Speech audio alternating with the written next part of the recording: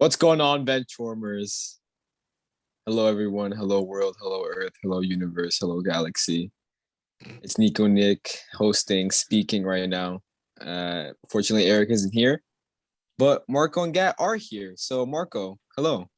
What's going on, Nick? How you been, bro? I've been pretty well. I haven't seen you since yesterday. Oh, yeah. Long time no see, my friend. So. Did you guys actually steal who said it? Dando's food? No. He left it in my brother's trunk. Oh, okay. Because he texted wild. He was texting wild and that he couldn't eat and all that bullshit. So that's how I wanted to confirm. What's up, Gat? How are you, man? Yo. Good. Can't complain. How about you? How are you?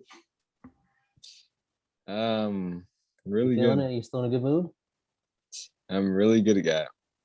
Really almost there. Really almost good. there. I'm really good. Two more to go. Oh, I'm not gonna lie. I would put 100 in. Huh? I would put 100. You saw the thing that Diego sent earlier today about the guy that put the. Yeah, Marco. What would you do? I mean, it's not my team.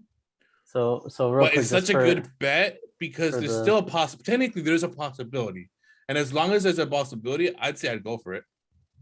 So for the listeners who might not know, some guy bet, what was it, 100 euros or 100 pounds? I think it's 100 pounds. Yeah. That Liverpool win the quad, and it was at the beginning of the season too. And it was at the beginning of the season. If he has the option to cash out now, and he'll make like 22,000 pounds, or ride it out, and if it hits, he'll get just under 400,000 pounds. Yeah, I mean it's a big gamble, nuts. But it's how you see it. You want to see it like the cup half full or half empty, right?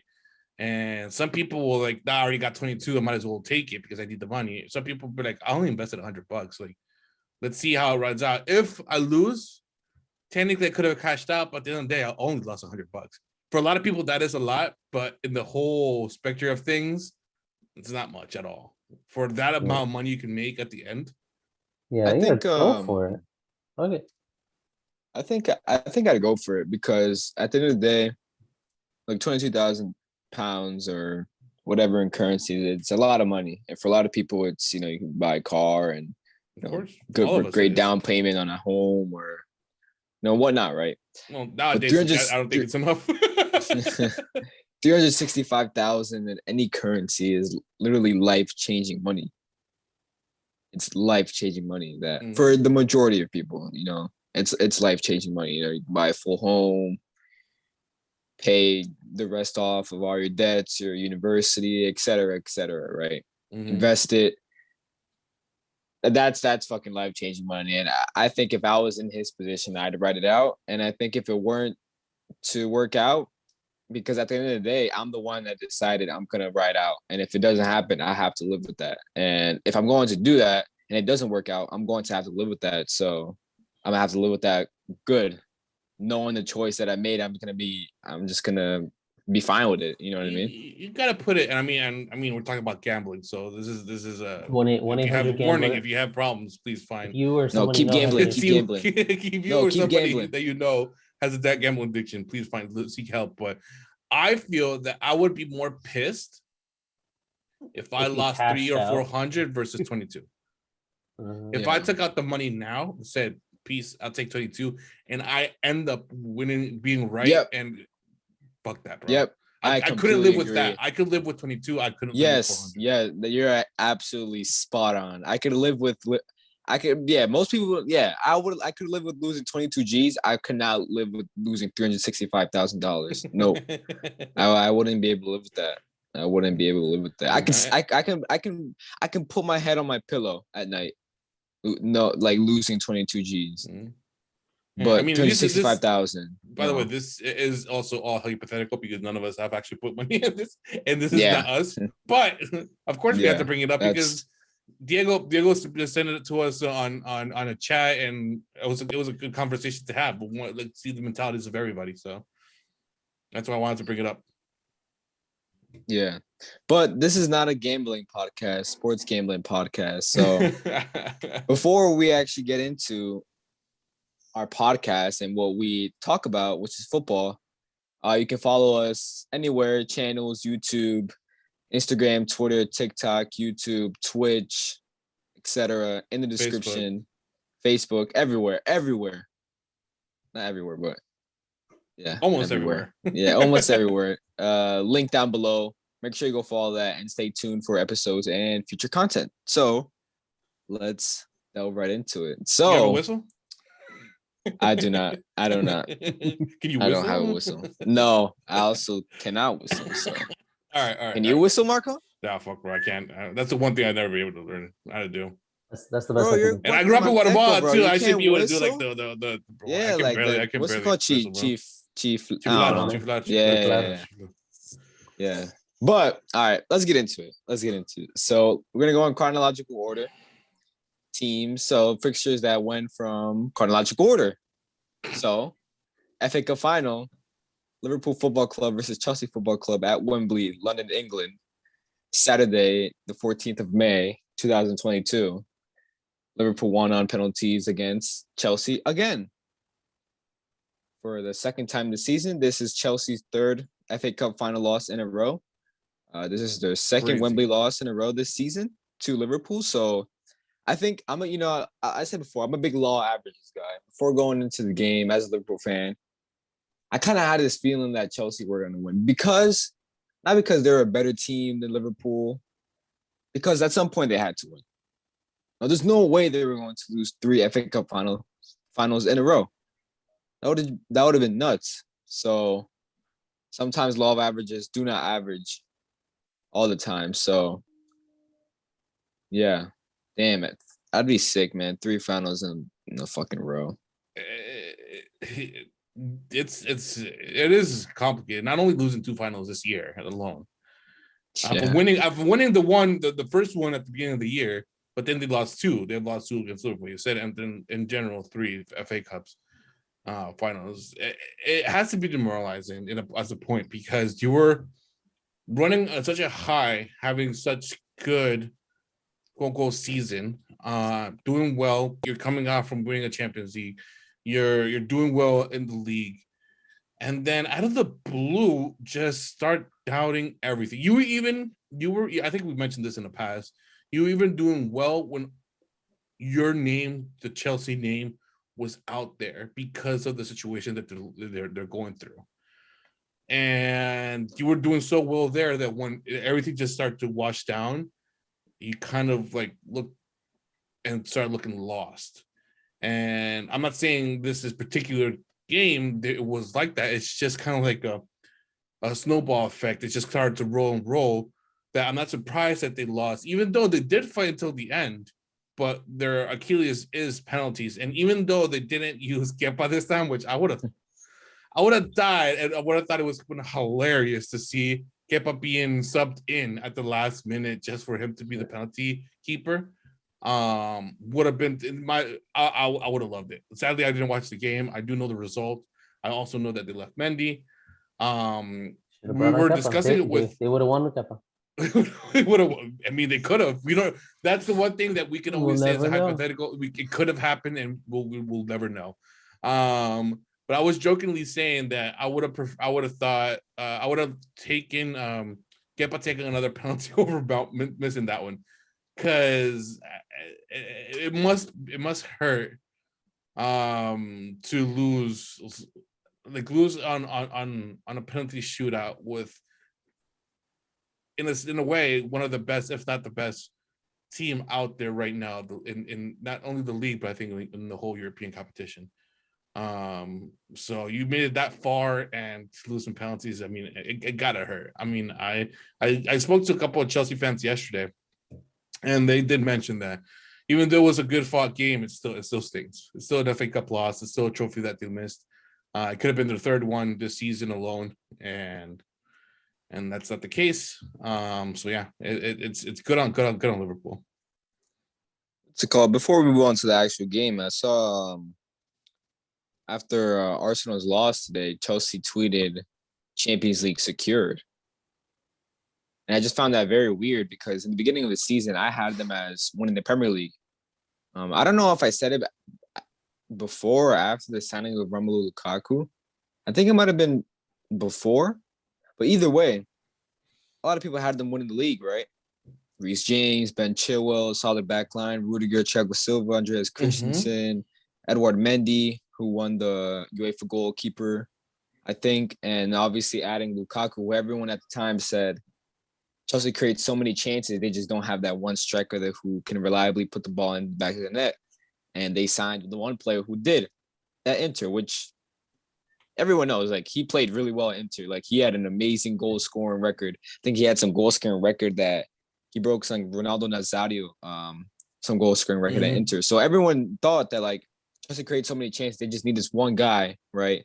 Mason Mount, Kai Havertz developing into his more of his role in the front line. So everyone kind of thought, obviously, Conte, Jorginho, Mateo Kovacic in the midfield. So everyone kind of thought that Chelsea were going to be up there, at least in challenging for the league. I had them as still very good contenders for the Champions League. And I think if it was for Bernabeu Magic and Benzema Vini Magic, I think they're in the semifinals of the Champions League against Man City. And who knows if they could have been in the final. But I think everything considered, I think particularly after like January, I think they lost against City away in the first couple of days of January, the new year. I think ever since there, losing Ben Chilwell, Reece James, and I'm not going to say this is solely due to Chelsea's injuries where, well, the majority of it is down to injuries because, I mean, you look at last season, Liverpool lost Van Dijk, Joel Matip, and Joe Gomez. And, you know, they obviously they still were able to mount a third place finish, but without them, they were never going to challenge for a league title. And I think at one point for me, particularly with Chelsea, we all know how much their wingbacks and defenders are involved, but losing Reece James and Ben Chilwell almost seemed like they were losing attackers because at that time, they literally every game you would have Chelsea's defenders scoring goals. You know, Tony Rudiger, Reece James, Ben Chilwell, Thiago Silva scoring headers. It almost felt like them losing their two wingbacks, Reece James and then Ben Chilwell. It almost felt like they were losing one of their attackers. And also the news that Lukaku broke out with last December at flirting back with Inter and he wasn't happy with the situation at Chelsea. I think it just kind of all unraveled or whatever. But I think I saw some Chelsea fans. I definitely saw a couple of Chelsea fans on Twitter saying this is very similar to Liverpool's injury crisis last season, which I completely disagree with all due respect. Liverpool lost their completely whole back line and spine last season, whereas Chelsea still kept their spine, still had Antonio Rudiger, Thiago Silva. They only lost wingbacks, and it wasn't like they lost Reece James for a whole season. They lost Reece James for about three and a half months. They lost Ben Chilwell for a good half a season. So I think there is a couple of reasons why Chelsea weren't able to amount to the league title that everyone kind of expected them to challenge for. But I said before, I think it'll be a transition period next season, losing a lot of defenders, question marks over N'Golo Kante and obviously Romelu Lukaku. So transition period, but I'm sure we'll get into this summer. But back into the game, I thought compared to the Carabao Cup final in late February this season, 0-0 kept us scat over the board. I thought throughout the whole 90 minutes, Chelsea were the better team. I wouldn't say far better team, but they were the better team. They created better chances. I believe Mason Mount, Christian Pulisic showed up, particularly Mason Mount that day. They probably would have won that trophy, the Carabao Cup. But I think this FA Cup final, I think Liverpool were the better team. And obviously not the far better team, but I do think they were the better team. They controlled the game a little better than Chelsea. I thought apart from Chelsea kind of having this spell in the first 10 to 15 minutes in the second half, I thought Liverpool controlled. And obviously Chelsea had a couple chances. I know Lukaku had one. Marcos Alonso in the first half with the Pulisic layoff. But I think Liverpool kind of controlled. And I think it would be deserved to say that Liverpool probably deserved to win. And like Gad kind of alluded to earlier, after 90 minutes, everyone was just gassed. Obviously Salah came off earlier, but you saw it. Like Andy Robertson, who we all associate with just being a madman, an engine of a left back, he looked entirely gassed. So, you know, Liverpool playing, they'll be playing every single game that you could play in a competition, which I believe is 62. Premier League, FA Cup, Champions League, and Carabao Cup. I believe it all amounts to 62 once that Champions League final is over. So at some point, players can be this good, this great, but playing that amount of games will eventually, take a toll on you. And I give a lot of props and credit to these players. I give a lot of credit to Jurgen Klopp and his coaching staff to be able to very strategically rotate these players, whether it be an FA Cup or Carabao Cup, because I think at times in, the 18, 19, 19, 20 season, which the depth in those two seasons was not comparable at all to the depth that Liverpool have with their midfield and their attack particularly. But at times, I think you saw in those two seasons, you kind of had your starters playing a lot. Your Salahs, your Mane, your Fabinhos at DM, your Van Dijks at center back. And those key core players have played FA Cup minutes and Carabao Cup minutes. But I think those minutes have been kind of flowed throughout the team and better players. And I thought Jurgen Klopp has done an amazing job with it, that being the later rounds of the Champions League, where they already secured first place and the Carabao FA Cup. So a lot of credit to Jurgen Klopp and his coaching staff on that. On players itself on the game, I thought particularly the back line, I thought Ibrahim Konate had an absolutely phenomenal game. The guy is, I think he's only 22 years old. The guy is Van Dijk in the making. He's strong. He's faster, stronger than you. He's better in the air than you. The only thing I think he can improve of is on the ball ability, which isn't the worst at all. It's definitely not up to Matip's, but it's not like some diabolical where if you give the ball, he's a pressing trigger. You know how you have some pressing triggers in the world, like for example, Aaron Wan-Bissaka and Man United. Some teams, when he receives the ball at the right back position, that's their pressing trigger. That's not at all Ibrahim Konate. I thought when Van Dijk came off at after the 90th minute when Joel Matip got subbed on for Van Dijk, it was a partnership of Van Dijk and Joel Matip, and it really kind of showed who was really the leader and who was going to step out and really make their own, which is Konate at 22 years old. So I thought it was absolutely phenomenal dealing with N'Golo Kante, Romelu Lukaku, which although we all talk about his form, and I'll get onto Lukaku a little bit later, we all talk about his form, but in the world, he's still one of the best holder players at pinning your defending and bringing the ball down. I thought Konate dealt phenomenally with him. Back to Lukaku though. He's been in decent form these past couple of weeks. Would you say that, guy? Yeah, he's finally finding his form after finally making his way back on the team sheet. He's scored a couple goals the past couple games, so he's making a name for himself to end the season. He's trying to end it on a strong note. Right. I completely agree. I always, me, I rate Lukaku. I like the guy. I like him as a striker. I liked him at Inter. I like his move to Chelsea. I've always liked him. I've always said Chelsea haven't played, particularly their attackers haven't played to his strengths, which I think a lot of people ultimately result to whenever attackers kind of quote unquote flop or whatever. But going into this game, I thought Lukaku kind of looked motivated / confident. And looking back at the game, he kind of let me down. He didn't let me down because obviously I'm a Liverpool fan. I want Liverpool to win. But looking back at it now, he fucking let me down, man. Apart from that one chance he had with Van Dijk getting close to him, I don't think he did much at all. He brought the ball down, held it up a couple times, but he wasn't that nuisance that he was at Inter, which I thought he was going to be at Chelsea and in this game because obviously his form leading up to this game. He just didn't do much. I thought this game was particularly the time for him to really kind of put his stamp and kind of put his moment on Chelsea. Yes, I've been poor this my time at Chelsea, my new time. But maybe myself showing up big in the FA Cup final will finally, kind of bring it all together. I was really disappointed in Lukaku. Really, I really was. And obviously, I couldn't care less whether he played well or played good. But if I'm a neutral fan, I would be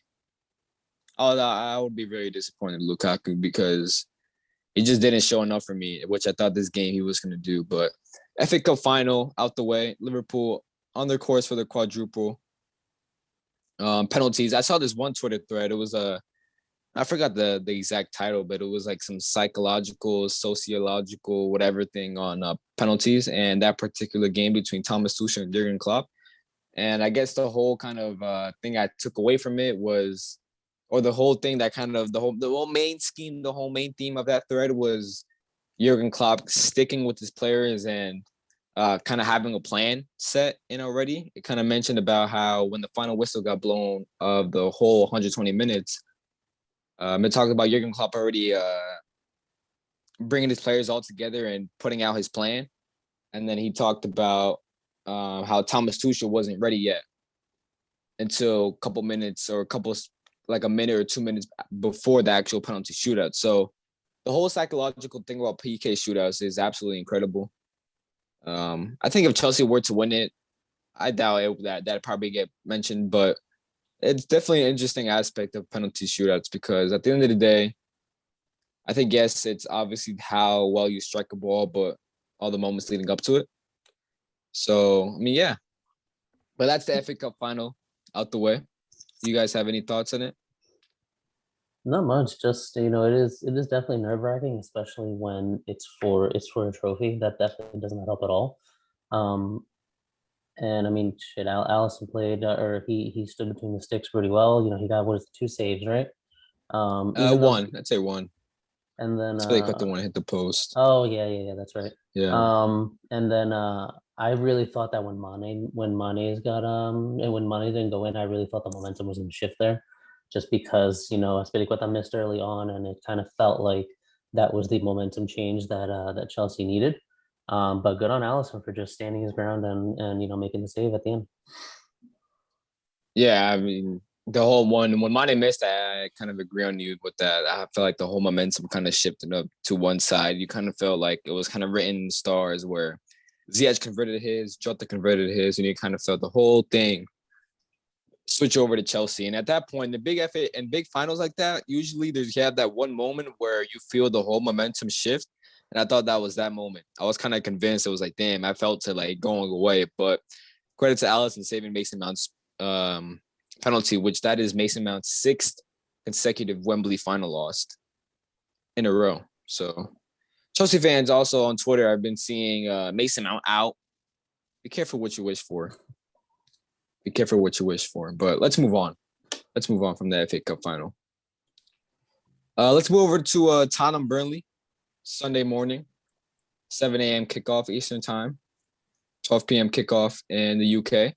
Apparently, Tottenham got some controversial penalty. I didn't see the actual penalty, but have you guys seen the penalty that they received? It was a handball in the box, but it was technically, yes, by rule, it was a handball, but it was harsh just because of the way I forget who it was, but whoever jumped for it, just the way they were, there was no other way that he can move his hand out of the way. So it was a tough one. It was a tough one.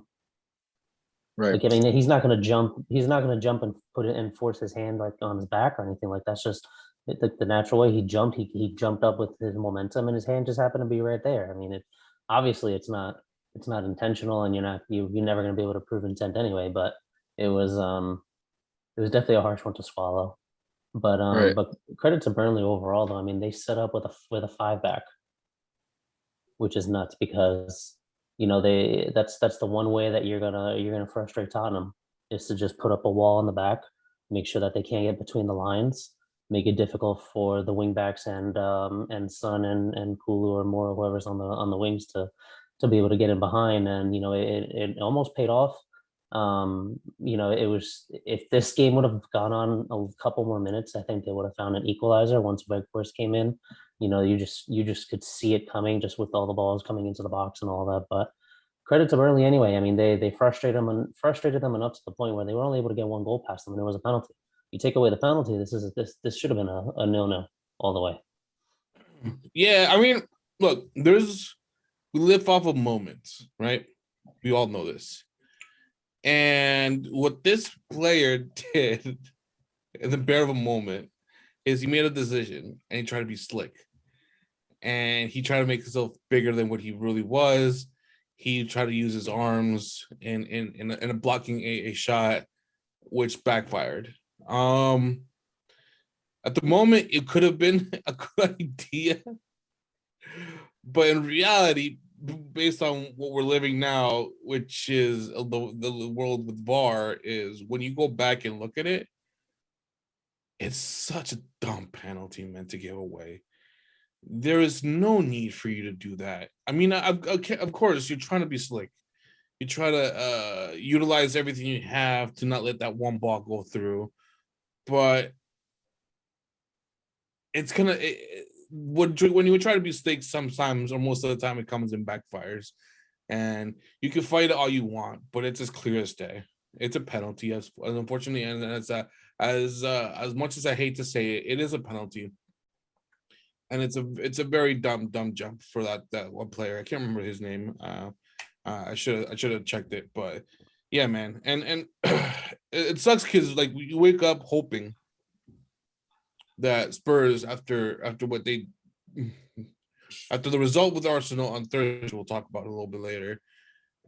You would hope that on Sunday they were a little off, and which they were. Really did their job, except for one time that they didn't.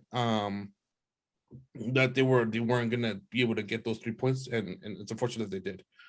I was hoping for a tie or shit, even Burnley just out of the blue, just coming in and taking over, because we know that Spurs has had that those games that they look good for a little bit and then they just go downhill. So my expectation was that, fortunately, that's not the case. They did win 1-0, and it was off of a very, very, very dumb decision of a defender. Yeah, defender midfielder, I can't remember exactly what it was Ashley Barnes that gave up the penalty. Oh yeah. And he almost made up for it. I mean, later on in the game, like 10 or 15 minutes into the second half, I think it was, he had a header that just missed wide, and then he had another shot that went off the post. So it was just that kind of game. It just this sucks how it turned out for them. Yeah, you mentioned credit to Burnley. I also kind of want to give credit to Tottenham because, and this isn't credit like a humongous credit because teams should normally do this, but this is Tottenham credit. This isn't credit. This is Tottenham credit. Give Tottenham credit because this is usually a little bit, because after a big humongous 3-0 victory in North London Derby to get the 3 points, to get 1 point behind Arsenal at the time, it would have been classic Tottenham to drop points against Burnley early kickoff, right? We all kind of like, we've all seen it. So credit to Tottenham for not dropping points, kind of sticking through. So Tottenham credit tax. Yeah, Tottenham credit tax. But let's move on. That was the early kickoff Sunday morning. Let's move on to West Ham 2, Man City Football Club 2 at the London Stadium. Now, as a Liverpool fan, obviously the day prior, Liverpool won the FA Cup. I kind of woke up. I forgot about, I kind of completely forgot about this game until around 30 minutes prior to the game. I was like, oh shit, West Ham City, this is kind of pretty big in a title race. If City were to win, it's practically over. I said it before. I always thought that Wolves away and West Ham away were the two fixtures that City may have dropped points. Obviously, they twatted Wolves away at Molyneux 5-1. De Bruyne 4 goals, but they drew here, which I predicted they were going to drop points in one of those fixtures. This game, it kind of ultimately proves that, and I said it before, if you take it to Man City and you don't sit back in a fucking 4-4-2 flat fucking deep block, and I don't understand, like, what manager in the right mind, if you're a manager and you think you're going to set up a deep block and you're going to keep City. What was the last time City never scored a goal in a game? I don't even remember. I do remember. It was Palace at home this season, and what was it, early November, late October? That game, Palace didn't set up no bullshit deep block. Every single game that a team has set up a deep block, probably from once in a blue moon, City have fucking thrashed them like 4-0. I think this game proves that if you have quality players, and especially if you have this one player, which I'll move on to a little bit later, if you can actually take it to City with quality players and a quality structure and system, you can actually have a chance. I'm not saying you're going to win against Man City, but you have a chance. Why? Because I think City's defenders, they're obviously amazing defenders. They're really good defenders. For example, John Stones, I rate him extremely highly.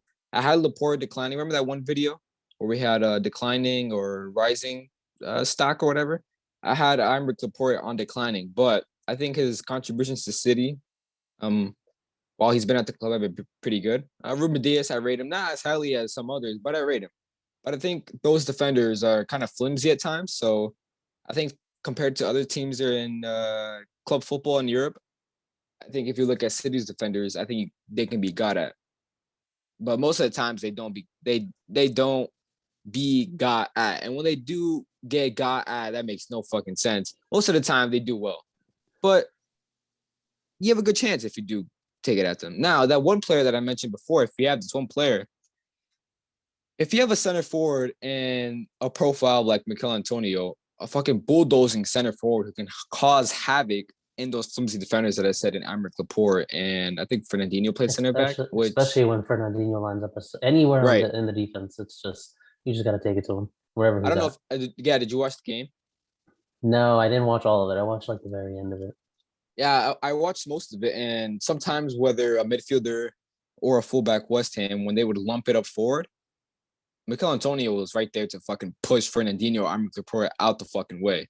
And he would take this great touch and bring it out onto the wings and do his work from there.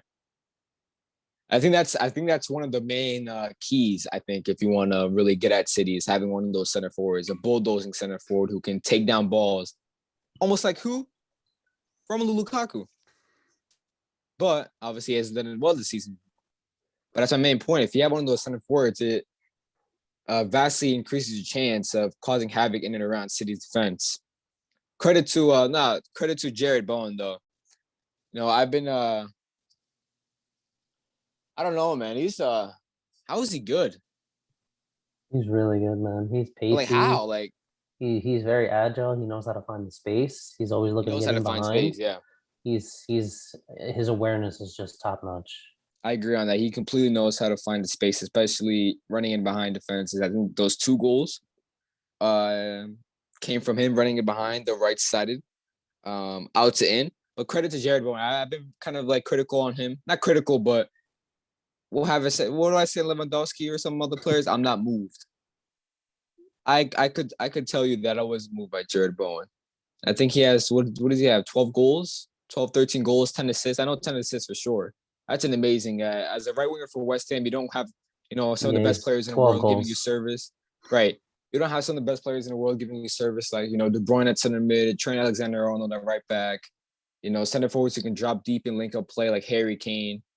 You have Mikel Antonio, who isn't going to do that. You have a center mid and Declan Rice, who isn't the exact profile like a final link attacker who can really create and facilitate play in the final third. You don't have a quad, like arguably the best.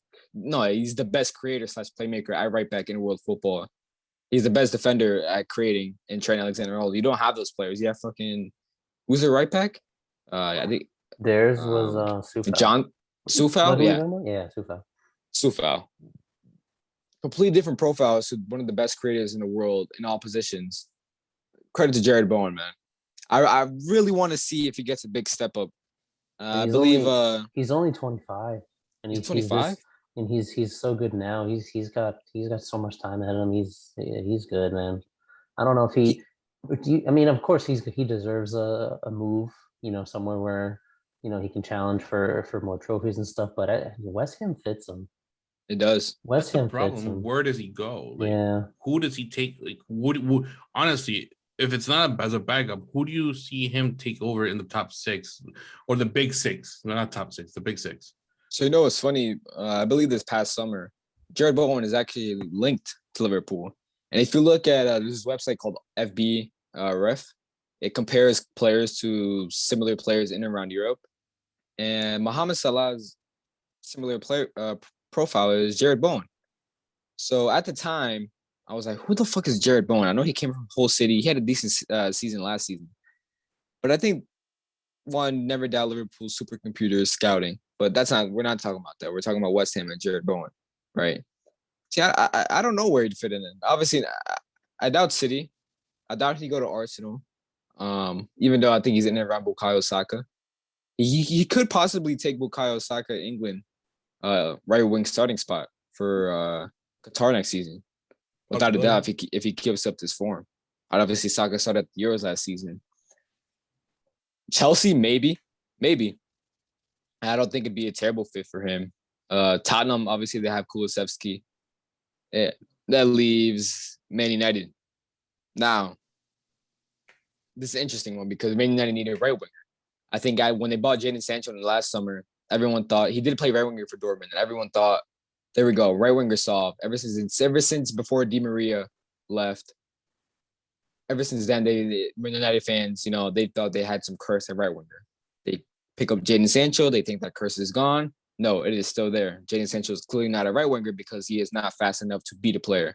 If you're not fast enough to beat a player out on the wing, you're not a winger, right? Jadon Sancho plays on the left, but on FIFA it says he's a left winger. He's not a left winger. He should be playing a lot closer to the middle. So United need a right winger. Now, I feel like I feel like I'm too harsh on Jared Bowen because I think he fit in well at Man United. I think he's exactly what they need. To be particularly fair, he's already proved to get numbers out on the right wing. He can take players on. He's smart with his movement, like Gad said. So I think United would be a good pickup for him. I think it'd be a risky move, and I think it'd be a risky move commercially because, at times, obviously Di Maria, for example, right wing, flashy, exotic, coming in from Real Madrid, from Benfica, before Madrid, flashy player, techie. Jared Bowen isn't exactly that. So obviously United, Paul Pogba, Jadon Sancho as well. So these are players who have like commercial value, who stick out onto the eyes. So Jared Bowen be very interesting. Riyad Mahrez missed a pen in his game to make it 3-2 to eventually to pretty much steal the league title for Man City. Who knows if that pen miss will be crucial. If City go on to lose the title, I do not want to be in Mahrez's head. To be fair as well, the 2-2 draw at the Etihad earlier last month in April. You remember he missed that one chance last minute, chip over Alisson. I think Matip got a slight deflection on him, but either way, he was throwing goal. Crazy pass from De Bruyne. He missed that to make it 3-2 for City. Now he misses this chance for the league title. He also missed a chance in 18-19 at Anfield where he skied it over the bar into the moon. The game finished 0-0 at Anfield against Liverpool. So Riyad Mahrez, if this pen miss eventually costs you this league title, his watch might be fake. But West Ham 2, Man City 2. We move on. What do we got next? Leeds, Brighton. Now, potentially Rafinha's and Calvin Phillips' last game at Ellen Road. Obviously, Calvin Phillips links to Man United. Rafinha links to a couple other clubs like Barcelona. But I think it goes when I think with fans sometimes when down the road in the season, even with Arsenal and Tottenham and relegation battles and title races, it's not about performances, right? It's about just grinding out results. It's that classic cliche saying of, we didn't play well, but we got the 3 points, or we got the draw, right? I don't like that saying throughout a whole season, but I like that saying 5 to 7 games to the last game of the season. Because those 5 to 7 games where the going gets tough, you played a lot of minutes, as long as you get those points. And for here, I didn't watch the game particularly, but this 1 point could be absolutely crucial. Where are Leeds right now? Does anyone know? Are 17th place.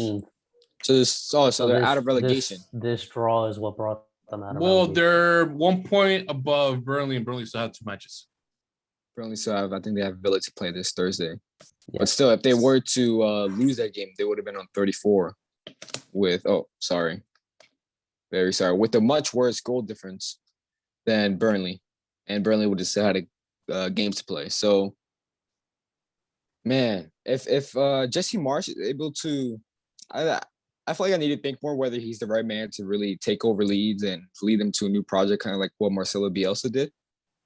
I don't know yet, but if he's able to keep them up, I think that'd be obviously we all know it'd be extremely big, but it'd be a saving because these past couple games have been absolutely fucking terrible for Leeds United. And I think if we were to just edge it out relegation, it's just a breath of fresh air and it's really just, all right, reset. We've had a ton of injuries. Obviously, Patrick Bamford, Calvin Phillips, Rafinha kind of having to carry the load this season. Just reset and move on next season. So, massive point for Leeds United at Ellen Road against Brighton. Let's move on. Next game, we have Everton-Brentford. Quick touch on it. Everton, jeez, man. What were they up 2-1? They're taking a page out of Leeds' book and getting their players sent off. I didn't see the Rondon red card. I don't think I think saw the Braithwaite one, but fuck, man. I thought Everton had to win, right? Not had to win, but if they were to stay safe completely, they would have avoided Arsenal on the last game of the season if they were to win. Mm-hmm. This just completely throws a fucking spanner into the works because it was ultimately down to that Braithwaite guy. Like, come on, like this guy's he could be the guy who said, "Would Everton if they get relegated?" Everton fans would be like, "Remember, on what's today's date? 16th, Sunday, May 15th was officially the day where Everton didn't get relegated, but got relegated with a Jared Braithwaite red card in the 18th minute. The guy completely screwed his team over by getting their red card. And Richarlison, interesting summer ahead for him because if Everton do get relegated, I'll be very interesting to see where he goes because I think these last couple of games he's kind of put Everton on his back. I think he's really kind of showed what a number 9 he is. I don't think he's an out number 9. I think he's a number 9 who likes to drift in from the left and out from the wings and take players on from there. But I think he has a lot of interesting qualities that I think a lot of teams could definitely use. I don't know which team's coming into mind right now. Like I said, I don't think he's an out number 9, but I think he's a player who can be in and around squad rotations, and I think he's a definitely quality. He's Everton. He's what Everton should be level. Everton should be challenging for Europa League, right? I think that's his level. I wouldn't say that's his level. I think there's a tad level above that he can go, but that's in and around his level. I think he can get to a level above Everton, which is maybe I'm not saying he should go to these teams, but a Tottenham level, an Arsenal level, maybe even in Spain. I think he can probably play for Atletico. Sevilla, like even in Italy, AC Milan are not missing a striker, but they have Ibrahimovic and Giroud aging, Richarlison. Napoli, they Victor Osimhen. Question marks over him. So I think he can definitely get a step up in a different club. Now, this is the main talking point. Not this game, Everton. Moving on though. Arsenal Football Club, Arsenal Club de Football. They had Champions League in their hands, and they still had it after a 3-0 loss away to Tottenham Hotspur Stadium last Thursday. They had it in their hands tonight before traveling to St. James Park. After a 2-0 loss, Marco, I want to get your thoughts, and I kind of want to get give me your tad little bit of thoughts on the North London Derby. I know it was last Thursday, but what were your quick little thoughts on that? So that's Thursday. I mean, we all got together to watch this. We met up at Eric's house. Gat, you were there. Josue was there, and so was the atmosphere wasn't as bright as you would hope. There was a lot of frustration. Josue was kind enough not to shit on us too much or at all. He really didn't say much throughout the game. He celebrated here and there. It's frustrating, mostly because, like you said, we had it in our hands and we just let it slip. You could tell that the pressure was getting to us. We knew what we had to do, and yet we didn't do it. We knew that the big game was Spurs. We beat Spurs, we were in Champions League. There was no need to worry about the next 2 games. Bad decisions.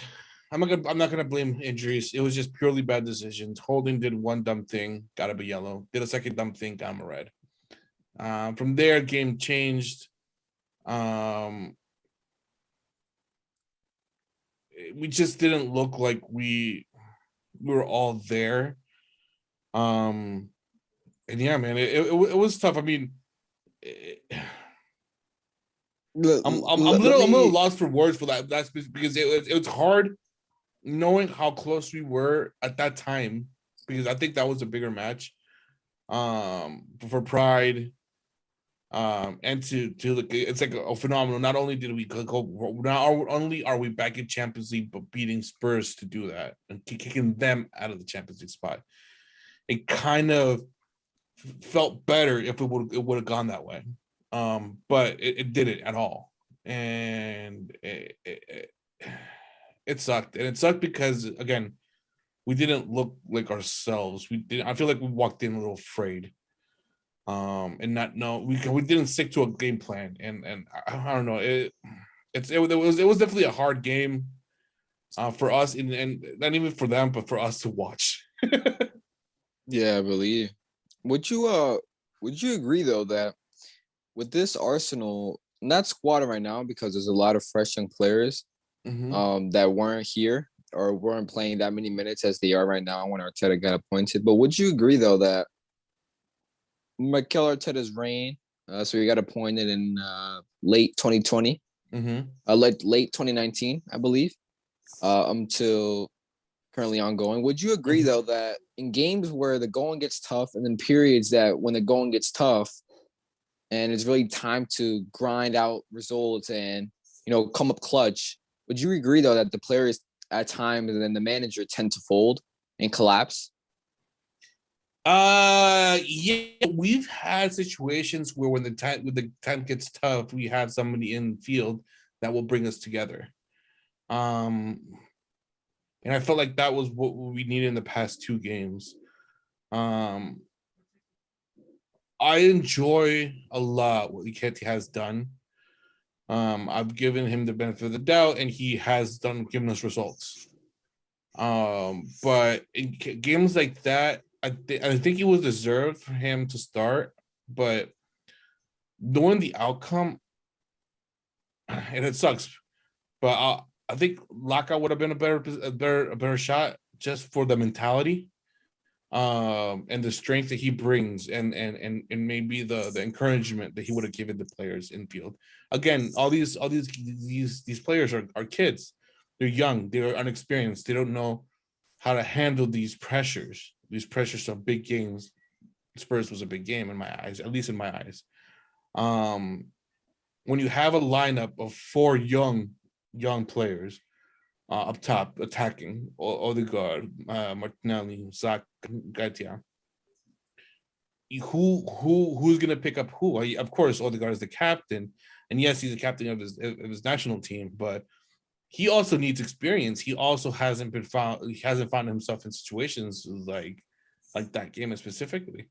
So who motivates you? Who pushes you? Who gets you to lift up your head, to continue fighting, to help you look for those open spots, to fight until the last second? And sometimes you need a veteran. Sometimes you need an older player to bring you to that spot. And Laka has been there for that. Has been there to do that in the past. That's the only reason why I bring it up. I would have appreciated him there from the start, from the Spurs game. Of course, he wasn't there. I think he came in the second half, I think. And then same thing for today. Today's even worse.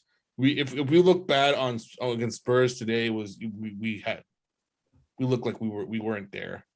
Tomiyasu got injured pretty quickly for the first half. Did he come off? He came off. Yes, he came off in the first half. I think he won't make it to the next game. So we already lost one there. We had Laka had an injury the second half in his head.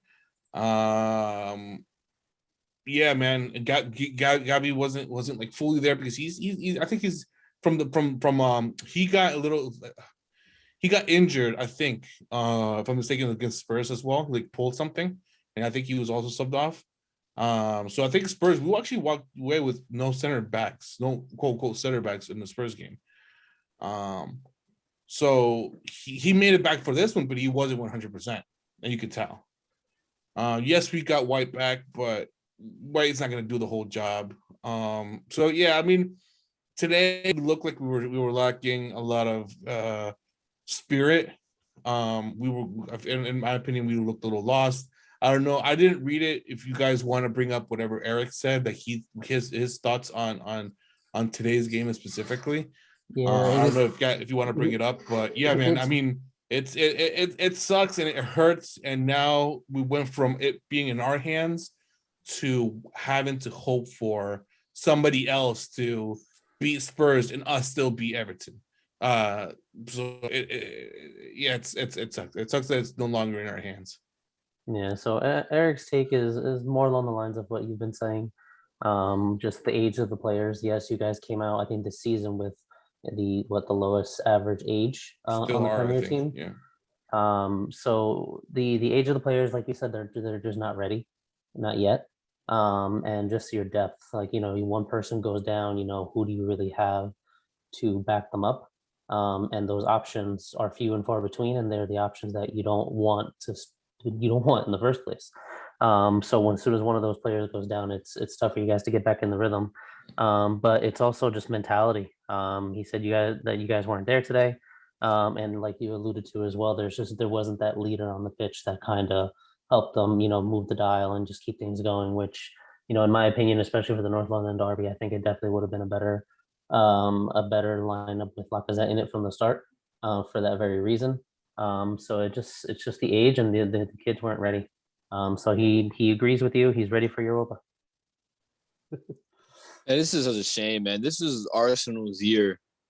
Almost sounding like Liverpool fans in the past. This is our year. This is our year. We're gonna win the league. This is Arsenal's year. No European football at all. No Conference League. No Europa League. No Champions League. Nothing. It was one game a week after getting knocked out in the FA Cup to Nottingham Forest and in the Carabao Cup to Liverpool. Pretty much after January. 1 week of game football. That's it. Premier League. That's it. That's pretty much it, right? Now, it's just blown out. I don't think Arsenal will get top four.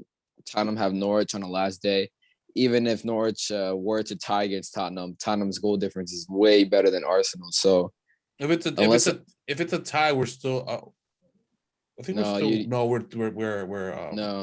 you'd we'd be lose tied out on on goal points, but difference. the goal differential is a lot different. Yeah. So you need unless you beat Everton by 20 goals.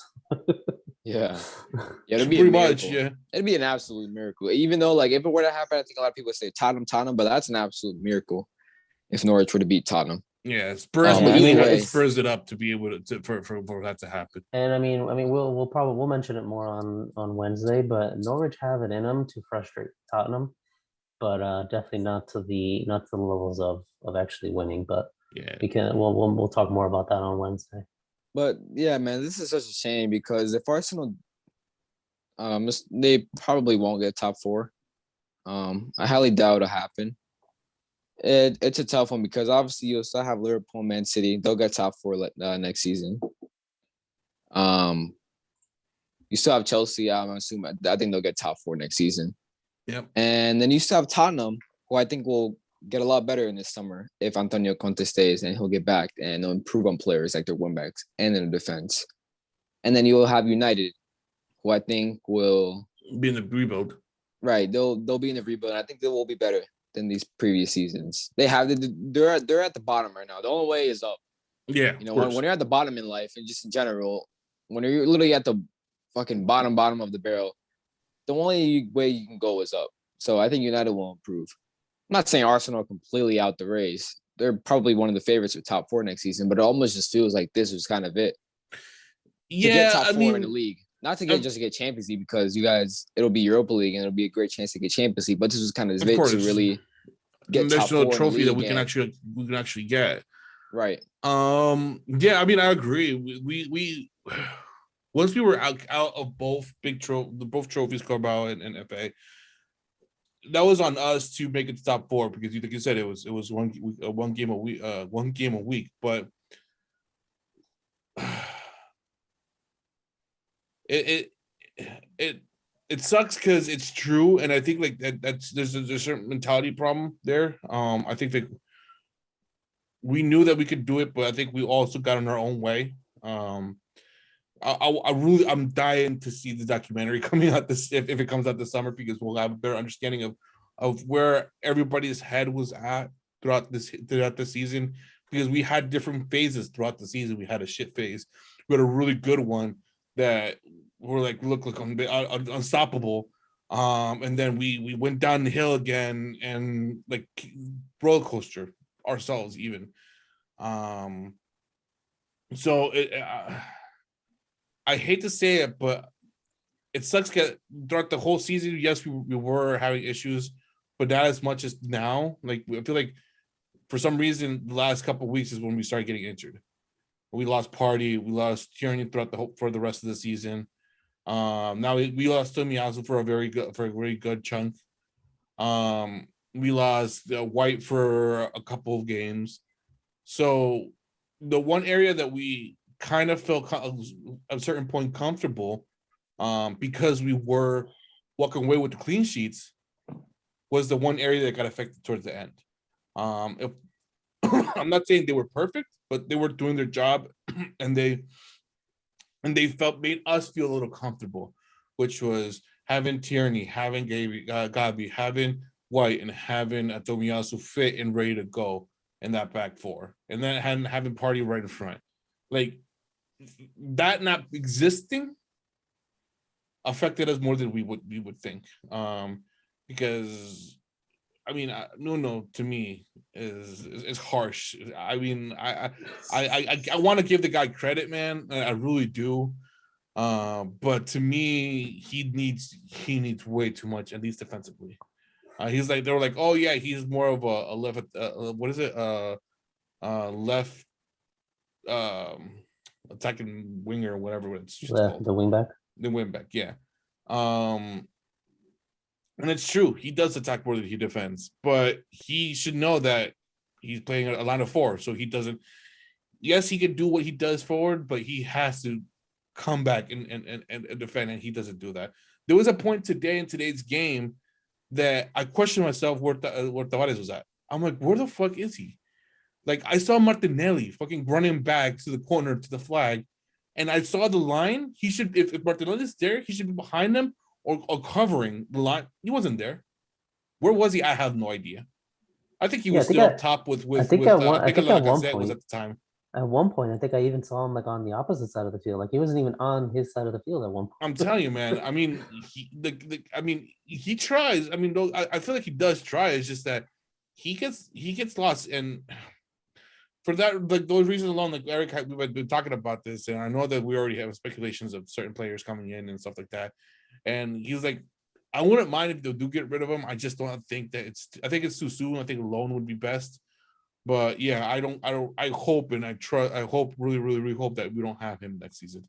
Yeah, and it also comes down to. It's just that I don't feel like he's the right player for us. It also comes down to transfers as well. I know it's something else that Eric had also mentioned, and ironically enough, today, Bruno G, one of Newcastle's winter signings. Bro, I could not stop hearing his fucking name. What a player! But, yeah, he's good. But it just, to Eric's point, one of the things he mentioned is that's what hurt. It ended up hurting you guys, is not covering yourselves during that winter transfer. Yes, you don't see a lot of activity usually in the winter, but with the squad depth issues that you guys have had, for most of the season, it's hurting you now. It's hurting you now that you didn't make any transfers. Yeah, what's his name? Bruno Marais? Bruno Guimaraes. All you consistently hear is Bruno Guimaraes. I'm like, what the fuck? All right, I get it. He's doing his job. Just don't say his full name. But yeah, he did a phenomenal job. But yeah, man, I mean, again, this game was heartbreaking, was an eye-opening, and we knew we need not only depth for next season, but we need to start cutting out some of these extra players, and Tavares is definitely one. Mark, I want to ask you this. Do you think Arsenal, their fan base, as a fan base, do you guys think you tend to overrate your players at times? Like, for example, Aaron Ramsdale, obviously hot. He was hot first half of the season, transferring from Sheffield United. Sheffield? Yeah, Sheffield United, right? Hot. Ever since then, he's kind of declined. I saw some crazy takes on Aaron Ramsdale first half of the season. Best goalkeeper in the league. Better than this guy. Yeah. Another example, Martin Odegaard. I rate him. But I think against times where in big games, I think at times he didn't show up. He kind of ghosts at times. Yeah. Maybe with Ben White as well. Do you think? And they're not terrible players. I rate them. Particularly Martin Odegaard. I rate him a lot. But do you think with these signings, do you think you guys kind of got caught on to the hype? I feel like we get blinded sometimes of the how well they do in 1 or 2 games, that we don't see the big picture how they've done before. That's my opinion. Of course, you can ask Eric his, but I think we do get blinded sometimes.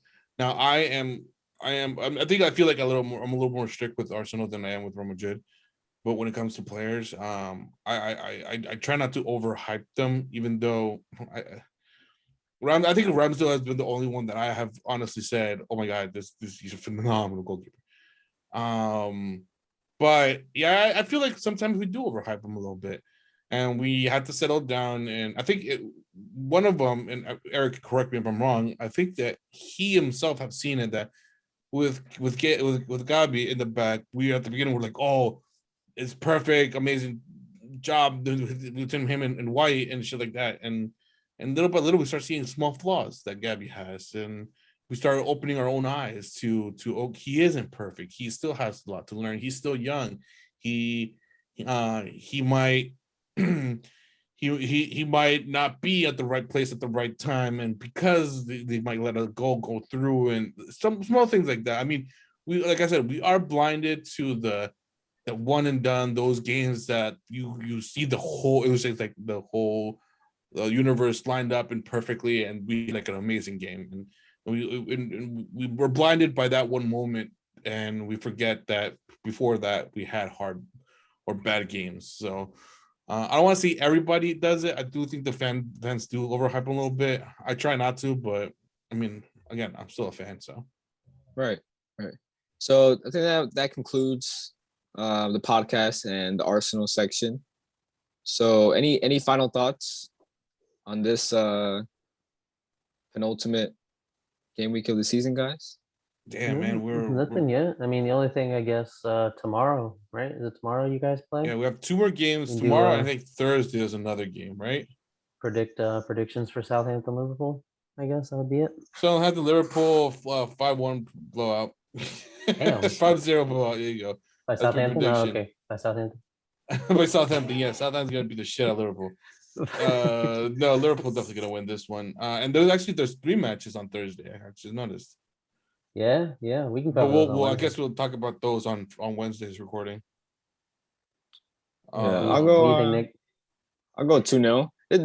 This guy Ralph Wilson, the manager for Southampton, in his press conference, he was like, "This game is like the Champions League final." Are you fucking serious, man? For them, maybe. Last season when they beat Liverpool at St. Mary's, their home stadium, I think it was early January, like 2nd of January, like one of the first games in the new year. He started crying. He got onto his knees and he started crying. Full-time whistle. This guy must fucking seriously hate us. Fair play though, you know. Which is funny because you used to, I don't know if lately, but you have in the past used them as like Liverpool B. Feeder club, yeah. Maybe he's fucking pissed. Maybe that's why he hates you guys that much. Hey, he wasn't even the manager at the time. I think it was I forgot who was the manager at the time where we like started picking their players off. Now it's Porto, but yeah, he must be fucking pissed, man. Fair play though. Professional hater. You gotta respect it. Respect it. But I'll go 2-0. This Liverpool side will be massively rotated from the FA Cup final. These players' legs are shot. Have to give him rest. Yeah. Do you think so? Because now, you guys just got a little bit of hope in the title race. You really think he'll rotate? I think he'll go with a pretty strong squad. I think you have to go stronger for the last game because it's all at the same time. So you can't put your hands down. Not even for that one. This one, I think you can because you're still lost. That one's a bigger. Yeah, but if he does heavy rotation, and God forbid they don't get the result and Southampton walk away with the win, then you're relying on that Stevie G narrative on Villa beating City on the last day. So I would think they're gonna go strong just to secure the points so that it's a little easier on the last day. I mean, by no means is it going to be easy, but at least being strong and getting the win tomorrow will definitely help. Yeah, I think so. My team would probably be Allison for sure. And then I think I would go with Joe Gomez, although I wouldn't be surprised if Trent starts, one of the fullbacks starts. Robertson's not starting. He's not starting at all. I would be very surprised if he starts at left back. So I think, Allison Becker, goalkeeper. I think what I'd go with is Joe Gomez at right back, and then I'll probably ask Konate to go against. So my center back partnership would be Ibrahima Konate and Joel Matip. And then my left back would be Kostas Tsimikas, and then in the midfield I think it would be Curtis Jones and Naby Keita. Naby Keita got subbed off around the 70th minute for James Milner. Now, I don't know who played DM. I don't know if Klopp will ask Jordan Henderson to go again. I think he played the full 120.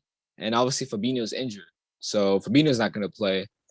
You have James Milner. He could play, although I wouldn't be surprised, but I'd be kind of like, I don't know. I don't know if this will work. James Milner in the 6, protecting Keita and Curtis Jones. So I don't know who played in the 6. And then up top, it'll be Firmino for sure, and then Jota. And then I don't know who'll play right wing. Salah won't. It could be Oxlade-Chamberlain. Is there an update on him? Is he for sure not playing, or is he just not saying anything? He was ruled out yesterday by Klopp. Van Dijk and Salah for sure won't play tomorrow.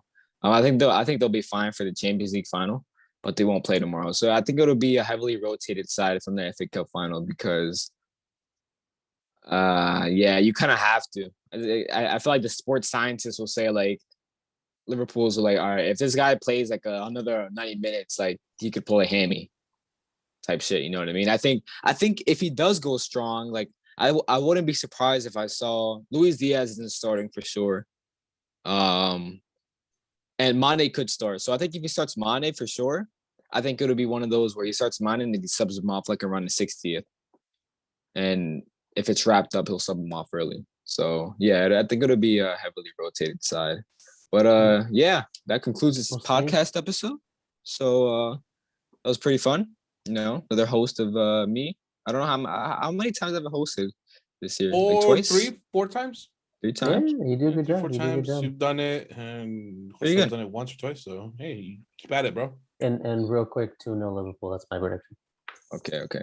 So that concludes this podcast episode. So we're the Benchwarmers, Bench with the Voice, where the bench is always warm. Peace, everyone. Dude, you didn't have to think about it twice.